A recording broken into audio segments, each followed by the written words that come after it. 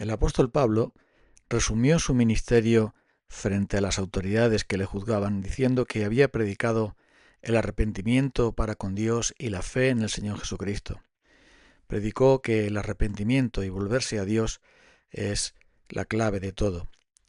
Por eso tenemos que estar bien seguros si nuestro arrepentimiento es verdadero o si realmente es una imitación que nos va a conducir directamente al desastre. Porque es ese evangelio que Jesucristo predicó y que Pablo también predicó, por supuesto, que se puede resumir en esta palabra: arrepentíos.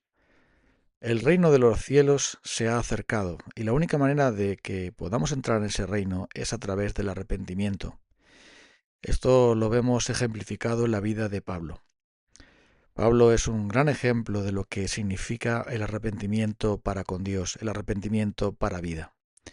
Ahí tenemos a este hombre celoso con ese fuego falso de religión equivocada que quemaba a muchos. Este fuego falso que él tenía y que en el camino de Damasco pues fue realmente transformado. Porque el arrepentimiento genuino trae una transformación de la persona. Antes de que Pablo fuese salvo, como él mismo relató en dos ocasiones al menos, en el libro de Hechos lo vemos, pues era un hombre bien celoso de una religión y podemos decir que fanático en el asunto de guardar estrictamente las leyes que él estaba dispuesto a defender y a imponer a otros como sea, aunque sea a través de sangre y fuego. Pero nuestro Señor Jesucristo fue maravilloso con el apóstol y Saulo fue llamado al arrepentimiento, fue tocado por Dios a través de su Espíritu Santo y le vemos que él quedó ciego para poder ver, quedó ciego para poder ver a Cristo y poder arrepentirse de su pecado. En ese momento de su conversión, él abandonó esa justicia propia basada en la ley, basada en los mandamientos y tradiciones de los hombres, basado en unos mandamientos que nadie, absolutamente nadie, podía cumplir, y entonces conoció a Jesucristo. Y la prueba, la evidencia de que el apóstol Pablo se arrepintió fue su obediencia inmediata. Levántate y ponte de pie porque me he aparecido a ti para hacer que tú seas mi siervo, que tú seas mi testigo. Este apóstol que perseguía a los cristianos se convirtió en un perseguido por ser cristiano. Este apóstol que antes asolaba y perseguía a la iglesia, ahora se identifica con ella. Antes perseguía a los que predicaban y ahora él mismo es un predicador. Toda su vida fue transformada en ese momento de arrepentimiento y fe. Y por eso la gracia del Evangelio trajo al apóstol Pablo vida nueva. En eso consiste realmente la salvación, en un arrepentimiento que proviene de Dios, porque sin este arrepentimiento nadie puede ser salvo. El Señor Jesucristo lo dijo muy claro: arrepentíos, si no os arrepentís todos pereceréis igualmente, y arrepentíos y convertíos para que sean borrados vuestros pecados, para que vengan de la presencia del Señor tiempos de refrigerio. Son numerosas las referencias bíblicas a la necesidad del arrepentimiento, porque no hay evangelio si no hay predicación sobre el arrepentimiento y si no hay en la persona un arrepentimiento sincero. El fundamento del evangelio es este arrepentimiento para con Dios. Y esto es algo que solamente puede ser producido por el evangelio verdadero, porque la ley solamente puede producir condena y muerte. Maldito todo el que no permanece en todas las cosas escritas en el libro de la ley para hacerlas. Está claro que la ley nos condena porque estamos bajo la maldición que produce la desobediencia a la santa ley de Dios. Por eso el Evangelio llama al arrepentimiento y a la confianza completa en aquel que es el único que nos puede rescatar de nuestros pecados.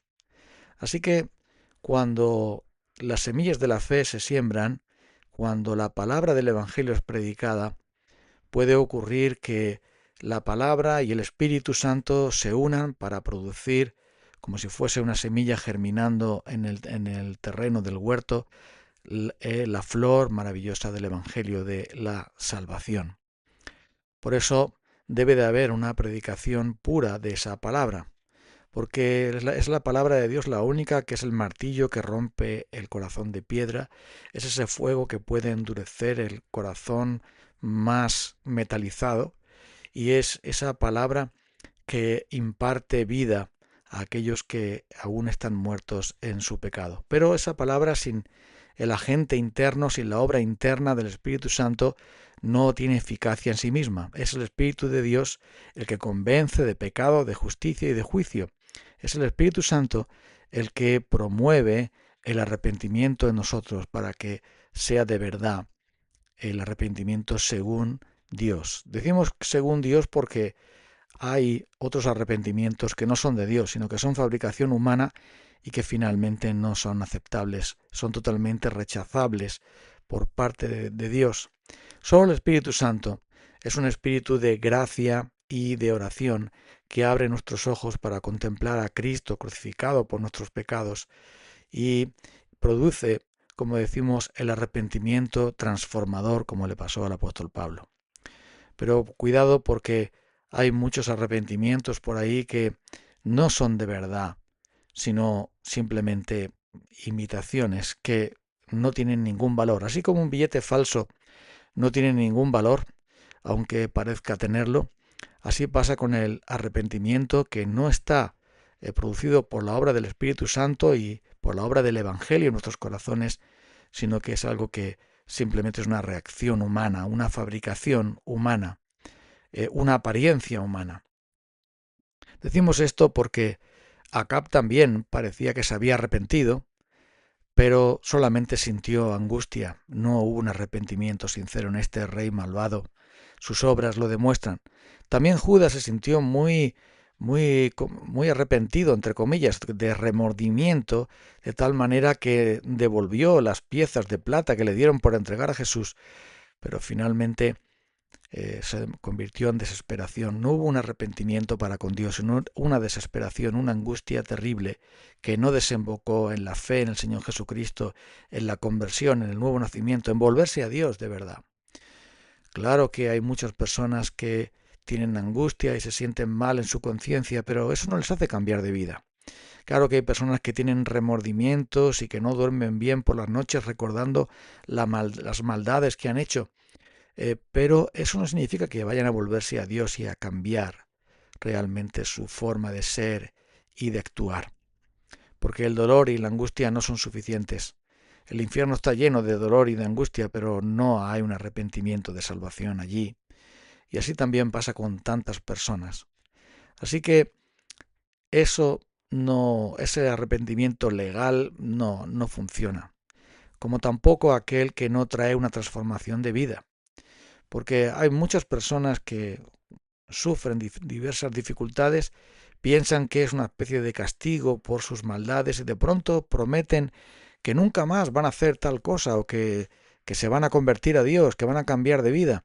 Pero solamente es en el tiempo, digamos, de la tormenta. Luego viene la calma y se olvidan rápidamente de aquello que han prometido, de aquello que querían hacer, porque se sienten incapaces de eso. Sin el Espíritu de Dios nadie puede cambiar de vida. Solo puede cambiar de chaqueta o de apariencia, quizá de alguna costumbre, pero no de vida, como hemos visto en el ejemplo del apóstol Pablo, esa transformación completa, esa nueva criatura que fue él. Hay personas que se arrepienten, pero de un modo parcial, y esto sí que realmente es un engaño, porque algunos se arrepienten de algunos pecados, pero no de todos. Simplemente cambian un pecado por otro. Y alguien puede tener muy buenas obras y hacer muy buenas cosas, pero a la vez ser alguien que mantiene en oculto su pecado. ¿Cuánto conocemos de esto?